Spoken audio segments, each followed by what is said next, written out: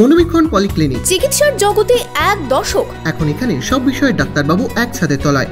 Phone করুন 7477799515 এই নম্বরে। জঙ্গিপুর লোকসভা কেন্দ্রে সকাল থেকে অষ্টম রাউন্ডের ভোট গণনা শেষ।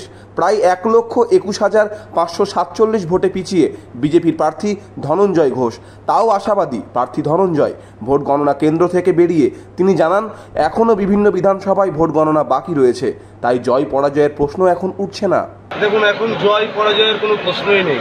অষ্টম রাউন্ড ঘোষণা হয়েছে, এখনও কোনো বিধানসভার 6 রাউন্ড বাকি আছে, কোনো বিধানসভার 7 রাউন্ড বাকি আছে, কোনো বিধানসভার এখনও 10 রাউন্ড বাকি আছে।